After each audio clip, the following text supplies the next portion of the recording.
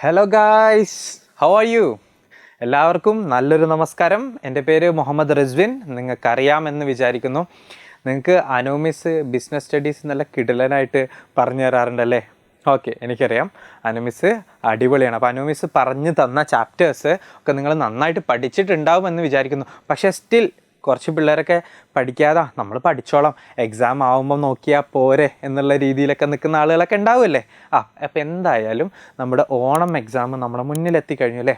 ഇനി വിരലിലെണ്ണാവുന്ന ദിനങ്ങൾ മാത്രമേ ഉള്ളൂ നിങ്ങളുടെ മുന്നിൽ. അപ്പം ഓണം എക്സാമിന് നമുക്ക് ഏറ്റവും ഇമ്പോർട്ടൻ്റ് ആയിട്ട് അറിയേണ്ടുള്ള 1 മാർക്ക് ക്വസ്റ്റ്യൻസ് അല്ലേ? 1 മാർക്ക് ക്വസ്റ്റ്യൻസ് എന്ന് പറയുന്നത് നമ്മൾ വളരെ സില്ലി ആയിട്ട് വിടേണ്ട ഒരു കാര്യമല്ല അല്ലേ? നിങ്ങൾ എല്ലാവർക്കും അറിയാവുന്നത് പോലെ ആ 1 മാർക്ക് ഭയങ്കര ഡിസിസീവായിട്ട് വന്നേക്കാം. അപ്പോൾ ഈ 1 മാർക്ക് ക്വസ്റ്റ്യൻസ് ആണ് നമ്മൾ ഇന്ന് ഡിസ്കസ് ചെയ്യാൻ പോകുന്നത്. Okay, let's do it. Okay, so ആദ്യത്തെ ക്വസ്റ്റ്യനിലേക്ക് നമ്മൾ പോവുകയാണേ. ഓക്കെ, ഈ 1 മാർക്ക് വളരെ ഇമ്പോർട്ടൻ്റ് ആണ്. നിങ്ങൾ ജസ്റ്റ് ആ ഉത്തരം ഓപ്ഷൻസിൽ നിന്ന് സെലക്ട് ചെയ്ത് എഴുതി കഴിഞ്ഞാൽ നിങ്ങൾക്ക് 1 മാർക്ക് കിട്ടി. ഇങ്ങനെയുള്ള 4 ചോദ്യങ്ങളുണ്ടെങ്കിൽ നിങ്ങൾക്ക് 4 മാർക്ക് കിട്ടി. എന്നാൽ 4 മാർക്കുള്ള ഒരു എസ്സേ ക്വസ്റ്റ്യൻ നിങ്ങൾക്ക് കിട്ടണമെന്നുണ്ടെങ്കിൽ നിങ്ങൾ എത്ര പേജസ് എഴുതിയിരിക്കണം, എത്ര പോയിൻറ്റ്സ് നിങ്ങൾ കണ്ടെത്തണം എന്നുള്ളതൊക്കെ നിങ്ങൾക്കറിയാം. സോ 1 മാർക്ക് ക്വസ്റ്റ്യൻസ് ആണ് ഏറ്റവും എളുപ്പത്തിൽ സ്കോർ ചെയ്യാൻ പറ്റും. So let's move to the first question. Which of the following best describes the nature of management as an art? Okay, ചോദ്യത്തിൻ്റെ മലയാളം ഇതാണ്. എങ്ങനെയാണ് ഇനി പറയുന്നതിൽ ഏതാണ് മാനേജ്മെൻറ്റിൻ്റെ സ്വഭാവത്തെ ഒരു കലയായി അല്ലേ? മാനേജ്മെൻറ്റ് ആസ് ആൻ ആർട്ട് എന്ന് നമ്മൾ പറയാറുണ്ടല്ലേ മാനേജ്മെൻറ്റ് ഡെഫിനിഷനിൽ. അപ്പോൾ മാനേജ്മെൻറ്റ് ഒരു കല, ഒരു ആർട്ടായിട്ട് മികച്ചത് ഏറ്റവും ബെസ്റ്റായിട്ട് ഡിസ്ക്രൈബ് ചെയ്യുന്നത് താഴെ പറയുന്നവയിൽ ഏത് ഓപ്ഷനാണ് എന്നുള്ളതാണ്. ആദ്യത്തെ ഓപ്ഷൻ എന്താ പറയുന്നത്? പേഴ്സണലൈസ്ഡ് ആപ്ലിക്കേഷൻ അഥവാ എന്താണ്, വ്യക്തിപരമായിട്ടുള്ള ആപ്ലിക്കേഷൻ ആണോ മാനേജ്മെൻറ്റിൻ്റെ യഥാർത്ഥ ക്വാളിറ്റി എന്നുള്ളതാണ് ചോദിച്ചേക്കുന്നത്. രണ്ടാമത്തത് എന്താ ചോദിച്ചേക്കുന്നത്? പെർഫെക്ഷൻ ത്രൂ പ്രാക്ടീസ്, പ്രാക്ടീസിലൂടെ ഉള്ള അല്ലേ, നിരന്തരം പ്രാക്ടീസ് ചെയ്തുകൊണ്ട് ഉള്ള പരിശീലനത്തിലൂടെയുള്ള പൂർണ്ണതയാണോ ഉദ്ദേശിക്കുന്നത്? അതോ ഇനി റോൾ ഓഫ് ക്രിയേറ്റിവിറ്റി ആണോ മാനേജ്മെൻറ്റ് ആസ് ആൻ ആർട്ട് എന്ന് പറയുന്നത് അല്ലേ? സർഗാത്മകമായിട്ടുള്ള ഒരു കാര്യത്തെയാണ് നമ്മൾ ആർട്ട് എന്ന് പറയുന്നത് അല്ലേ? കൂടുതൽ സർഗാത്മകമായിട്ടുള്ള ഒരു കലയാണോ മാനേജ്മെൻറ്റ് എന്ന് പറയുന്നതാണ് ഈ പോയിൻ്റ് എന്നാണ് നിങ്ങൾക്ക് തോന്നുന്നത്. അപ്പോൾ ഏതാണ് ഇനി നാലാമത്തത്? All of this. ഏതാണ് ഇതിൽ പിന്നെ നിങ്ങളുടെ ചോദ്യത്തിൻ്റെ ഉത്തരം എന്നുള്ളതാണ്. ഏതാണെന്ന് പെട്ടെന്ന് പറഞ്ഞോളൂ. നിങ്ങൾക്ക് എല്ലാവർക്കും അറിയാമെന്ന് എനിക്കറിയാം. ഏതാണ്? ഓൾ ഓഫ് ദിസ് അല്ലേ? ഇവയെല്ലാം മാനേജ്മെൻറ്റിൻ്റെ സ്വഭാവങ്ങളാണ്. നമുക്ക് അടുത്ത ക്വസ്റ്റ്യനിലേക്ക് പോവല്ലേ? അടുത്ത question, achievement of goals with minimum resources called dash അല്ലേ? എന്താണ് മിനിമം റിസോഴ്സ്? ഏറ്റവും ചുരുക്കം റിസോഴ്സുകൾ ഉപയോഗിച്ചുകൊണ്ട് നമ്മുടെ ലക്ഷ്യത്തെ കൈവരിക്കുന്നത് അല്ലേ? ഒരു ബിസിനസ്സിന് ഒരുപാട് ലക്ഷ്യങ്ങളുണ്ടാവും അല്ലേ? ഓബ്ജക്റ്റീവ്സ് ഉണ്ടാവും. ലക്ഷ്യങ്ങളെ കൈവരിക്കുന്നതിനെ എന്താണ് വിളിക്കുന്നത്? നിങ്ങൾക്ക് എല്ലാവർക്കും ഉത്തരം അറിയാമെന്ന് എനിക്കറിയാം. കൃത്യമായിട്ട് നോക്കൂ. ആദ്യത്തത് എഫിഷ്യൻസി, രണ്ടാമത്തത് എഫക്റ്റീവ്നെസ്, 3 ഗോൾ സെറ്റിംഗ്, നാലാമത്തത് ഓൾ ഓഫ് ദിസ് എന്നാണ് അല്ലേ? എഫിഷ്യൻസി എന്ന കാര്യക്ഷമത. എന്താണ് കാര്യക്ഷമത? നിങ്ങൾ എല്ലാവർക്കും അറിയാമല്ലോ അല്ലേ? ഫലപ്രാപ്തി. അതാണ് നമ്മൾ എഫക്റ്റീവ്നെസ് കൊണ്ട് ഉദ്ദേശിക്കുന്നത്. മൂന്നാമത്തത് ലക്ഷ്യക്രമീകരണം, ഗോൾ സെറ്റിംഗ് ഉണ്ട്. എല്ലാ ബിസിനസ്സിനും ഒരു ഗോൾ ഉണ്ടാവും. ഇനി അതാണോ, ഇനി ഇതെല്ലാം കൂടെ ചേർന്നതാണോ എന്നുള്ളതാണ് ചോദ്യം. എന്താണെന്ന് നമുക്ക് ഉത്തരം കൃത്യമായിട്ട് അറിയാം. എഫിഷ്യൻസി ആണ് അല്ലേ? എഫിഷ്യൻസി എന്ന് പറയുമ്പോൾ എന്താ? എഫിഷ്യൻസി എന്ന് പറയുമ്പോൾ നമ്മൾ നിലവിലുള്ള റിസോഴ്സസ് ഉപയോഗിച്ചുകൊണ്ട് നമ്മൾ പിന്നെ മാക്സിമം റിസൾട്ട് അച്ചീവ് ചെയ്യുന്നതിനാണ് നമ്മൾ എന്ത് പറയുന്നത്? എഫിഷ്യൻസി എന്ന് പറയുന്നത്. നമ്മളൊരു എഫിഷ്യൻറ്റ് വർക്കറാണ് അല്ലെങ്കിൽ എഫിഷ്യൻ്റ് ആയിട്ട് വർക്ക് ചെയ്യുന്ന ഒരു മെഷീനാണ് എന്നൊക്കെ ഉപയോഗിക്കുമ്പോൾ നമ്മൾ പറയുമ്പോൾ അതുകൊണ്ട് ഉദ്ദേശിക്കുന്നത് എന്താണ്? അവൈലബിൾ ആയിട്ടുള്ള ഏറ്റവും മിനിമം റിസോഴ്സസ് ഉപയോഗിച്ചുകൊണ്ട് അല്ലേ, പിന്നെ ഘടകങ്ങൾ ഉപയോഗിച്ചുകൊണ്ട് ഏറ്റവും ഉയർന്ന റിസൾട്ട്, ഏറ്റവും മാക്സിമം റിസൾട്ട് സ്കോർ ചെയ്യുന്ന അല്ലെങ്കിൽ റിസൾട്ട് അച്ചീവ് ചെയ്യുന്നതിനാണ് നമ്മൾ എഫിഷ്യൻസി എന്ന് പറയുന്നത്. സോ അതാണ് എഫിഷ്യൻസിയാണ് അതിൻ്റെ ഉത്തരം. അടുത്ത ചോദ്യം, മാനേജ്മെൻറ്റ് ഈസ് ഡാഷ്. മാനേജ്മെൻറ്റ് എന്ന് പറഞ്ഞാൽ എന്താ മാനേജ്മെൻറ്റ് എന്ന് പറഞ്ഞാൽ ഇല്ലേ? ഓപ്ഷൻസ് നമ്മുടെ താഴെ കൊടുത്തിട്ടുണ്ട്. എന്താണ് ആദ്യത്തേത്? ഗോൾ ഓറിയൻറ്റഡ് അല്ലേ? ഒരു ലക്ഷ്യത്തിലേക്കുള്ള ഒരു ലക്ഷ്യം ബോധം ഉള്ളതാണോ മാനേജ്മെൻറ്റ് എന്നുള്ളതാണ്. രണ്ടാമത്തത് പെർവേസീവ് എന്ന് പറഞ്ഞാൽ എന്താണെന്നറിയോ? പെർവേസീവ് എന്ന് പറഞ്ഞാൽ സർവ്വവ്യാപിയാണ് എന്നുള്ളതാണ്. സർവ്വവ്യാപി എന്നുള്ളതാണ് എൻ്റെ മലയാളം അല്ലേ? എല്ലായിടത്തും പരക്കെയുള്ളത്. മാനേജ്മെൻറ്റ് ഒരു ഇൻസ്റ്റിറ്റ്യൂഷനിൽ പരക്കുണ്ടോ? ഇനി ഇൻസ്റ്റിറ്റ്യൂഷൻ പോട്ടെ, ബാക്കി എന്ത് കാര്യങ്ങളിലും നമ്മുടെ ഡെയിലി ലൈഫിൽ മാനേജ്മെൻറ്റ് ഉണ്ടോ എന്നുള്ളതാണ് ഒരു ചോദ്യം. മൂന്നാമത്തത് മൾട്ടി ഡയമെൻഷണൽ. എന്താ മൾട്ടി ഡയമെൻഷണൽ? മായിട്ടുള്ള അല്ലേ പല പല കാര്യങ്ങൾ ഒരേ രീതിയിൽ ചെയ്യാൻ പറ്റുന്നതാണോ മാനേജ്മെൻറ്റ് എന്നുള്ള ഇതിലേതാണ് മാനേജ്മെൻറ്റ് എന്നുള്ളതാണ് ചോദ്യം. എനിക്കറിയാം നിങ്ങൾക്ക് ഓരോരുത്തർക്കും പറയാം എന്താണ് ഓൾ ഓഫ് ദിസ് അല്ലേ. ഈ പറയുന്ന എല്ലാ ക്യാരക്ടർ ഗോൾ ഓറിയൻറ്റഡ് അല്ലേ മാനേജ്മെൻറ്റ് അല്ലേ. ഒരു ലക്ഷ്യത്തിലേക്ക് നമ്മുടെ ഇൻഡസ്ട്രി അല്ലെങ്കിൽ നമ്മുടെ ഓർഗനൈസേഷൻ ഒരു ലക്ഷ്യത്തിലേക്ക് എത്തിക്കാനാണ് മാനേജ്മെൻറ്റ് അല്ലേ. അതേപോലെ തന്നെ മാനേജ്മെൻറ്റ് എല്ലാ ലെവലിലും ഇല്ലേ.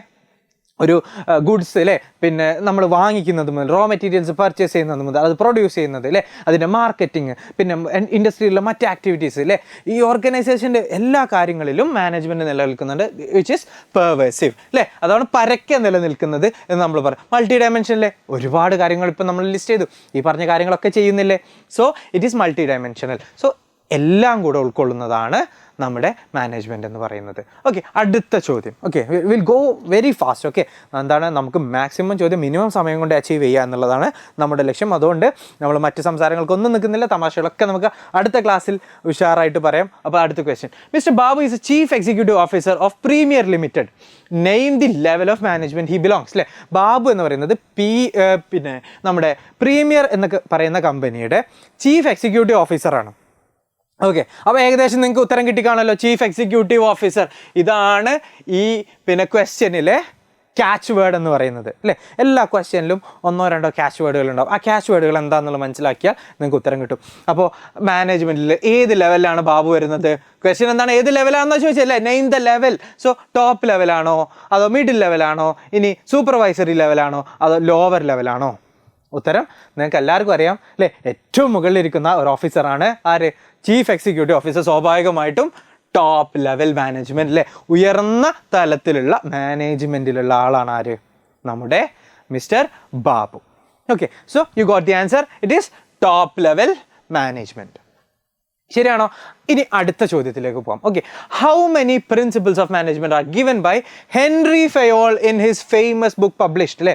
ഹെൻറി ഫയോളിനെ നമുക്ക് എല്ലാവർക്കും അറിയാം അല്ലേ. പുള്ളി ഒരു ഫ്രഞ്ച് എഞ്ചിനീയർ ആയിരുന്നു ഹെൻറി ഫയോൾ. ഓക്കെ, ഈ ഹെൻറി ഫയോൾ 1917 20-ാം നൂറ്റാണ്ടിൽ പുറത്തിറക്കിയിട്ടുള്ള അദ്ദേഹത്തിൻ്റെ പ്രശസ്തമായൊരു പുസ്തകത്തിലാണ് അദ്ദേഹത്തിൻ്റെ 14 ബിസിനസ് പ്രിൻസിപ്പിൾസിനെ കുറിച്ച് പറയുന്നത്. സോ ദ ആൻസർ ഈസ് 14 അല്ലേ.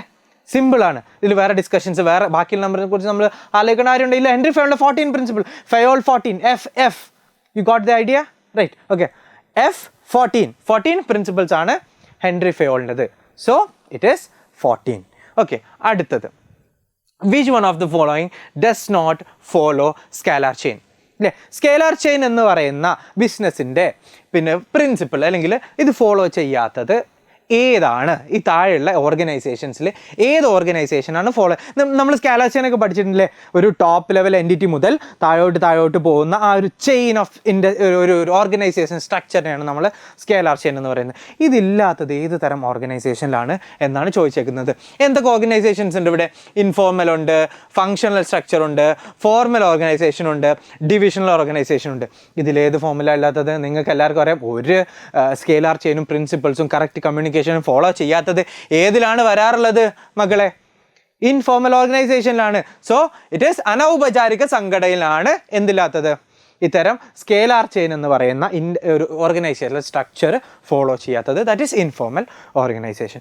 അടുത്ത ചോദ്യം. Study of movements like lifting, changing positions etcetera are called dash. എന്താ ചോദിച്ചേക്കുന്നത്?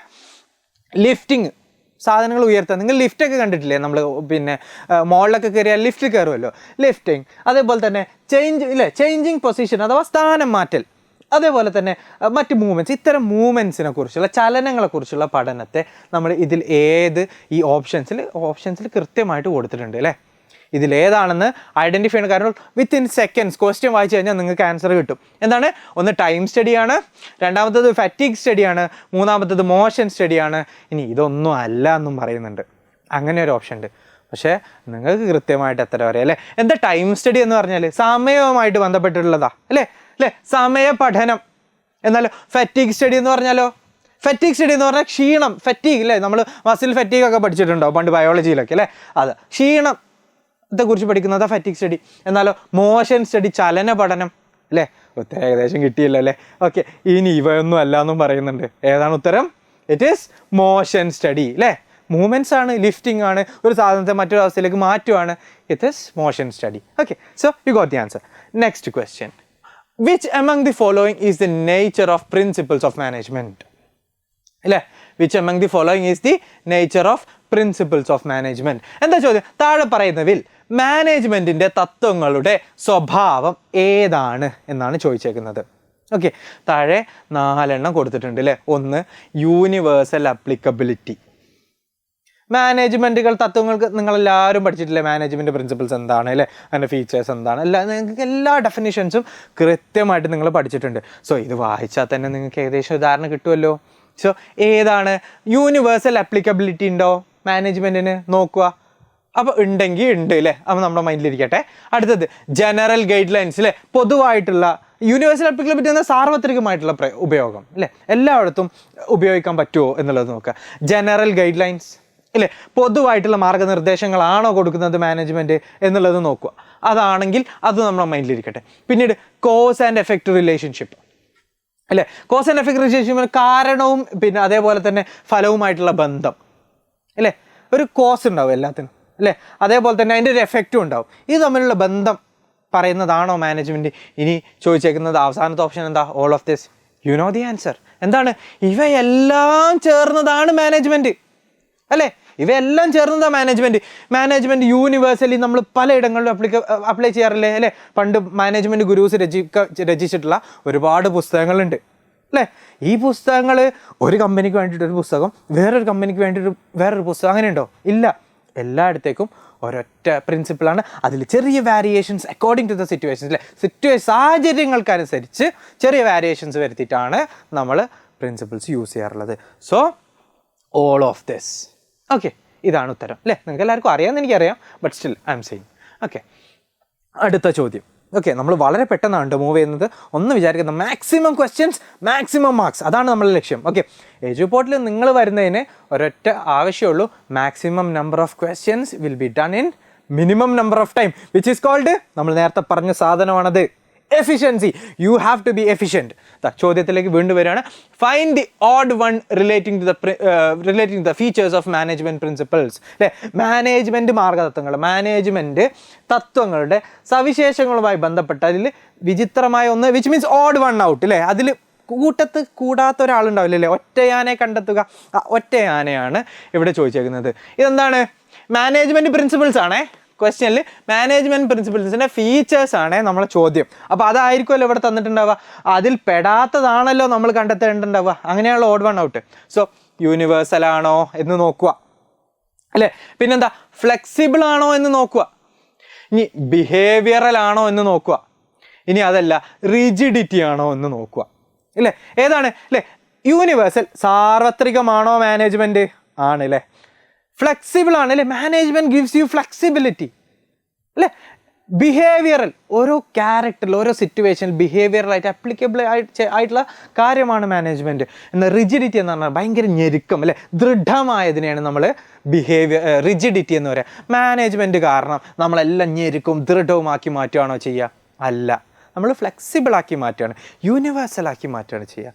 So the answer odd one out. ഇതിൽ പെടാത്തതാ ചോദിച്ചേക്കുന്നത്. അപ്പോൾ പെടാത്തത് of course it is rigidity. Okay, you got the answer. Okay, next അടുത്ത ചോദ്യത്തിലേക്ക് move ചെയ്യണേ. Swiftly moving next question. Change in lifestyle relates to dash environment of business അല്ലേ. Change, ജീവിതശൈലിയുടെ മാറ്റം, ജീവിതശൈലികളുടെ മാറ്റം എന്ന് പറയുന്നത് ബിസിനസ്സിൻ്റെ ഡാഷ് എൻവയോൺമെൻറ്റ്, ഡാഷ് ഏത് അന്തരീക്ഷവുമായിട്ട് ബന്ധപ്പെട്ടിരിക്കുന്നു എന്നുള്ള. അപ്പോൾ ഇവിടെ നമ്മൾ പൂരിപ്പിക്കുക എന്നുള്ളതാണ് നമ്മുടെ ഉദ്ദേശം. ഓക്കെ, സോ ഏതാണ്? 4 ഓപ്ഷൻസ് ഉണ്ട്. ആസ് യൂഷ്വൽ സിമ്പിളായിട്ട് മാർക്ക് കിട്ടും അല്ലേ. ഒന്ന്, സോഷ്യൽ എൻവയോൺമെൻ്റ് ആണോ? സോഷ്യൽ എൻവയോൺമെൻറ്റ് എന്താണ് എന്നുള്ളത് നമുക്കറിയണം അല്ലേ. നമ്മുടെ ജീവിതശൈലിയും ഇതൊക്കെ സോഷ്യൽ എൻവയോൺമെൻറ്റുമായിട്ട് ബന്ധപ്പെട്ടതാണോ എന്ന് നമ്മൾ നോക്കുക. ഓക്കെ, ടെക്നോളജിക്കൽ എൻവയോൺമെൻറ്റ് അല്ലേ, സാങ്കേതിക വിദ്യകളുടെ പിന്നെ മാറ്റം കൊണ്ടാണോ, ഈ ചേഞ്ച് ഇൻ ലൈഫ് സ്റ്റൈൽ കൊണ്ടാണോ ഈ മാറ്റം വരുന്നതെന്ന് നോക്കുക അല്ലേ. ടെക്നോളജിക്കൽ എൻവയോൺമെൻറ്റ് ആണോ എന്ന് നോക്കുക. പൊളിറ്റിക്കൽ, രാഷ്ട്രീയ സാഹചര്യമാണോ അല്ലേ, രാഷ്ട്രീയ സാഹചര്യം അന്തരീക്ഷം കൊണ്ടാണോ? അല്ല, ആണോ? അതേപോലെ തന്നെ എക്കണോമിക് എൻവയോൺമെൻറ്റ്, സാമ്പത്തിക അല്ലേ, അന്തരീക്ഷം കൊണ്ടാണോ വരുന്നത് എന്ന് നോക്കുക. അപ്പം നമുക്ക് ഈസി ആയിട്ട് ഇതിൻ്റെ അത് കിട്ടും. ലൈഫ് സ്റ്റൈലൊക്കെ ഏതുമായിട്ട് ബന്ധപ്പെട്ട് വരുന്നതാ? Of course it is social, അല്ലേ? സാമൂഹിക പരിസ്ഥിതിയുമായി ബന്ധപ്പെട്ടതാണ് എന്നുള്ള ഉത്തരം നിങ്ങൾക്ക് എല്ലാവർക്കും അറിയാം. So that is the answer, social environment. Okay, clear ആണല്ലോ? നമുക്ക് അടുത്തതിലേക്ക് പോകാം. In the new economic policy 1991 LPG stands for dash, അല്ലേ? 1991 അല്ലേ?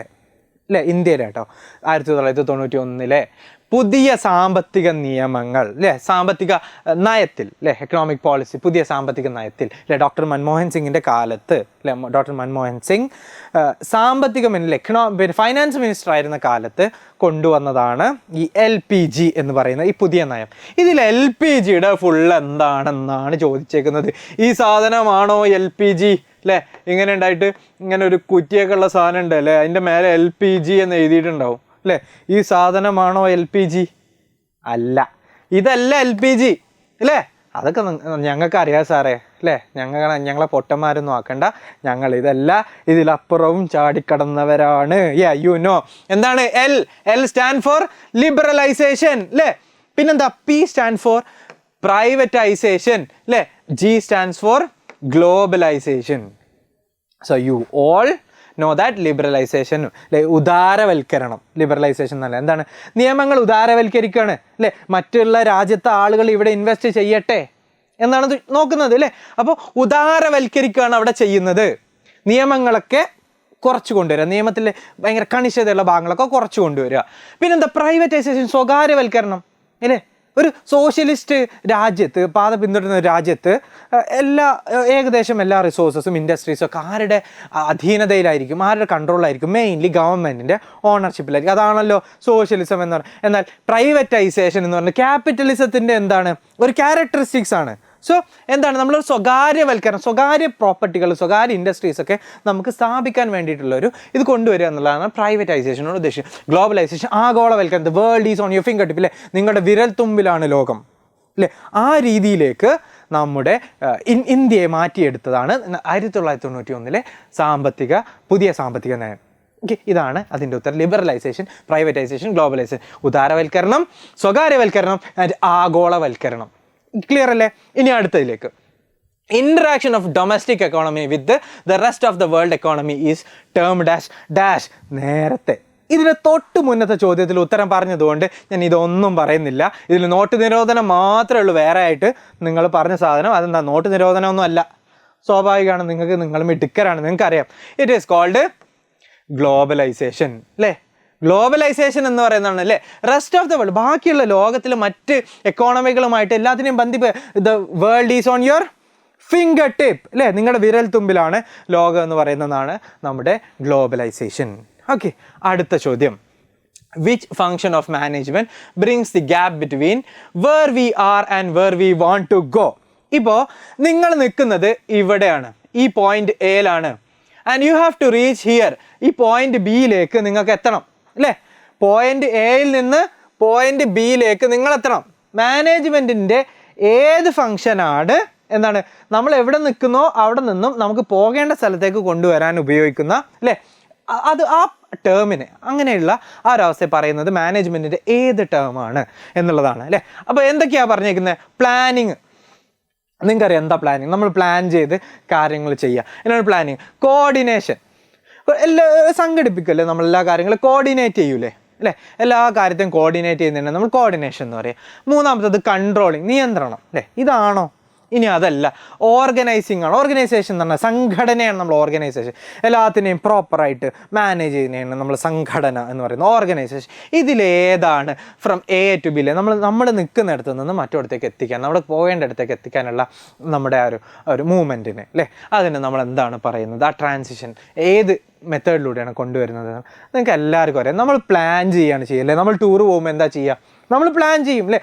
നമുക്ക് ഇവിടെ നിന്ന് അങ്ങടേക്ക് എത്തണം, അല്ലേ? ഇവിടെ നിന്ന് ഊട്ടിയിലേക്ക് പോകണം, നിങ്ങൾ പ്ലാൻ ചെയ്യുമല്ലോ. വിച്ച് ഇസ് പ്ലാനിങ്, അല്ലേ? The answer is planning. Planning ആണ് ഇതിൻ്റെ ഉത്തരം. Okay, so you got it. അടുത്ത ചോദ്യം. Deciding in advance what to do and how to do is dash. എന്താ ചോദ്യം? മലയാളത്തിൽ എന്ത് ചെയ്യണമെന്നും എങ്ങനെ ചെയ്യണമെന്നും മുൻകൂട്ടി തീരുമാനിക്കുക എന്നതിനെ എന്താണ് വിളിക്കുന്നത് എന്നാണ് മലയാളത്തിൽ. നിങ്ങൾ ചെറുതായിട്ടൊന്ന് അപ്പുറത്തേക്കൊന്ന് പീക്ക് ചെയ്ത് കണ്ടു അല്ലേ?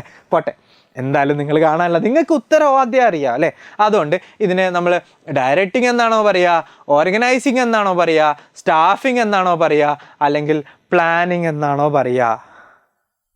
U know the answer. Okay, നിങ്ങൾക്ക് ഉത്തരം അറിയാം. എന്താണ്? നേരത്തെ പറഞ്ഞ സാധനം, from A to point B അല്ലേ? നമ്മൾ എവിടെയാണ് നിൽക്കുന്നത്? To our destination, which is planning. Okay, ഇനി അടുത്ത ചോദ്യം. Identify the type of plan which specify the steps to be carried out in different business activities in a sequential order. ഒരു type of പ്ലാനെ കുറിച്ചാണ് പറയുന്നത്. ഒരു ടൈപ്പ് ഓഫ് പ്ലാനെ കുറിച്ചാണ് ചോദിച്ചേക്കുന്നത്. എന്ത് ടൈപ്പ് ഓഫ് പ്ലാൻ എന്നാ പറഞ്ഞേ?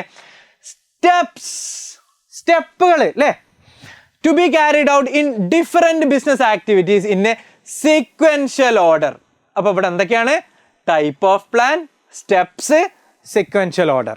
എന്താ മലയാളത്തിൽ പറയുന്നത്? വ്യത്യസ്ത ബിസിനസ് പ്രവർത്തനങ്ങളിൽ നടപ്പിലാക്കേണ്ട ഘട്ടങ്ങൾ തുടർച്ചയായ ക്രമത്തിൽ വ്യക്തമാക്കുന്ന പ്ലാനിങ്ങിൻ്റെ തരത്തെ തിരിച്ചറിയുക.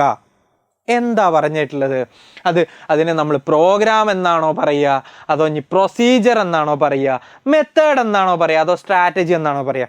ഇത് ഓരോന്നും എന്താണെന്ന് മനസ്സിലായാൽ നമുക്കറിയാമല്ലോ. അപ്പോൾ ഇതിൻ്റെ ഉത്തരം എന്താണ്? ഞാൻ അധികം ഡിസ്കഷനിലേക്ക് പോകുന്നില്ല, സമയം വളരെ കുറവായതുകൊണ്ട്. നിങ്ങൾക്കറിയാം, സ്റ്റെപ്പ് ബൈ സ്റ്റെപ്പ് ആയിട്ടുള്ള പ്ലാനിനെ പറയുന്നത് നമ്മളെന്താണ്? പ്രൊസീജിയർ എന്നാണ്. So the answer is yes, procedure is the answer. Okay, എന്താണ്? Step by step. ആദ്യം ഒരു സ്റ്റെപ്പ് ഇല്ലേ, രണ്ടാമത്തെ സ്റ്റെപ്പ് ഇത്, മൂന്നാമത്തെ സ്റ്റെപ്പ്, ഇതിനെയാണ് നമ്മൾ പ്രൊസീജിയർ എന്ന് പറയുക അല്ലേ? നിങ്ങളൊക്കെ ഹോസ്പിറ്റലിലൊക്കെ ഡോക്ടേഴ്സൊക്കെ സർജിക്കൽ പ്രൊസീജിയേഴ്സ് ചെയ്യാറില്ലേ? ഓപ്പറേഷൻ ചെയ്യുമ്പോൾ പ്രൊസീജിയറുകൾ. ആദ്യം അവർ വരും അല്ലേ, അവരുടെ എല്ലാം ക്ലീൻ ചെയ്ത് മറ്റേ കോട്ടൊക്കെ ഇട്ട് ഇങ്ങനെ നിൽക്കും അല്ലേ?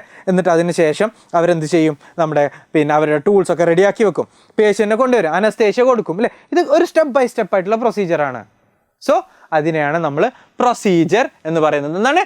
Step by step. സ്റ്റെപ്പാണ് ഒരു സെക്വൻഷ്യൽ ഓർഡർ. സെക്വൻഷ്യൽ ഒരു ക്രമത്തിൽ പോകുന്ന, ആദ്യം ഇത് അല്ലാതെ അവസാനത്തെ സാധനം കൊണ്ടുപോയിട്ട് ആദ്യം ചെയ്യാൻ പറ്റുമോ? പറ്റത്തില്ല. സോ സെക്വൻഷ്യൽ ഓർഡറിലുള്ള സ്റ്റെപ്പ് ബൈ സ്റ്റെപ്പ് പ്ലാനെയാണ് നമ്മൾ എന്ത് പറയുക? സെക്വൻഷ്യൽ ഓർഡറിലുള്ള സ്റ്റെപ്പ് ബൈ സ്റ്റെപ്പ് പ്ലാൻ. കണ്ടോ, കിട്ടി. 3 1 2 3 കിട്ടിയില്ലേ? So which is called procedure. Got it? Okay, അടുത്ത ചോദ്യം. Name the organisational structure which increases managerial and operational efficiency. എന്താ പറഞ്ഞേക്കുന്നത്? മാനേജ്മെൻറ്റും പ്രവർത്തനക്ഷമതയും വർദ്ധിപ്പിക്കുന്ന സംഘടനാ ഘടനയുടെ പേരെന്താണ്? ഓക്കെ, എന്താണ് ഇതിൽ ക്വസ്റ്റ്യൻ? ഇങ്ങനെ നിങ്ങൾ കട്ട് ചെയ്യുക. ഓർഗനൈസേഷണൽ സ്ട്രക്ചറിനെയാണ് ചോദിച്ചേക്കുന്നത്. എന്താണ്? വിച്ച് ഇൻക്രീസസ് അല്ലേ? Which increases managerial and operational efficiency. നിങ്ങൾ ഏതൊക്കെ തരം ഓർഗനൈസേഷൻ സ്ട്രക്ചറിനെ കുറിച്ച് കേട്ടിട്ടുണ്ട് അല്ലേ? നമുക്കറിയാം, ഡിവിഷണൽ സ്ട്രക്ചറും ഫങ്ഷണൽ സ്ട്രക്ചറും. ഇതിൽ ഏതായിരിക്കും എഫിഷ്യൻസിയും അതേപോലെ തന്നെ ഓപ്പറേഷണൽ എഫിഷ്യൻസിയും മാനേജീരിയൽ എഫിഷ്യൻസിയും കൂട്ടാൻ സഹായിക്കുന്നത്? നിങ്ങൾക്കറിയാം, ഏതാണ്? ഫങ്ഷണൽ സ്ട്രക്ചർ അല്ലേ?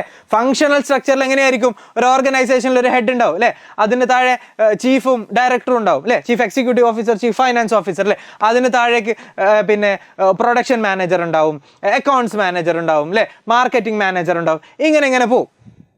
സോ അവരവരുടെ പ്രത്യേക ഏരിയകളിൽ പ്രത്യേക ഏരിയകളിൽ ഫോക്കസ് ചെയ്തുകൊണ്ട് എന്താണ് അവരുടെ എഫിഷ്യൻസി കൂട്ടാൻ സഹായിക്കുന്ന ഒരു മാനേജീരിയൽ സ്ട്രക്ചറിനെയാണ് നമ്മളെന്ത് പറയുക ഫങ്ഷണൽ സ്ട്രക്ചർ എന്ന് പറയാം.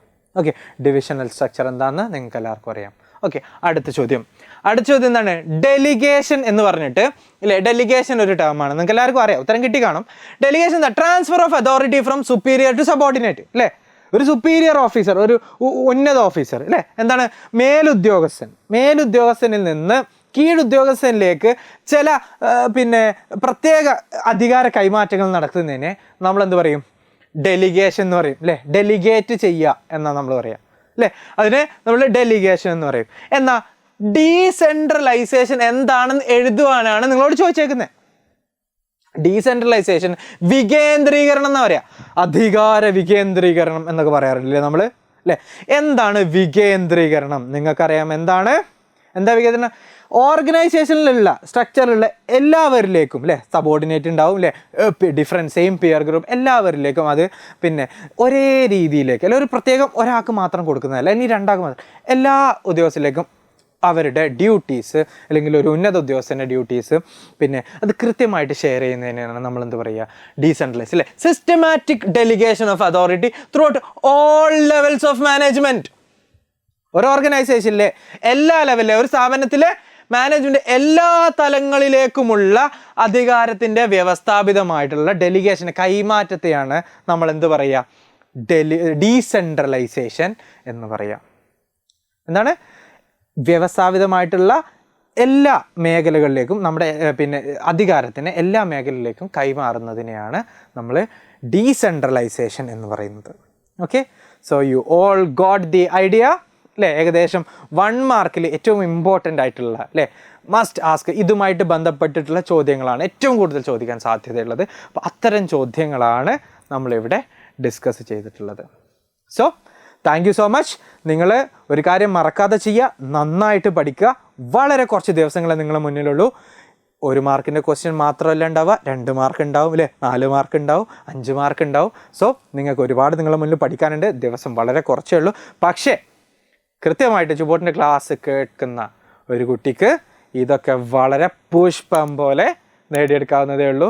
So stay tune to Edupod commerce. അപ്പോൾ ഇന്ന് ഈ ഒരു 1 മാർക്ക് സെഷൻ ഞാനിവിടെ എൻഡ് ചെയ്യാണ്. So signing off, Rizwin. Bye, Tata.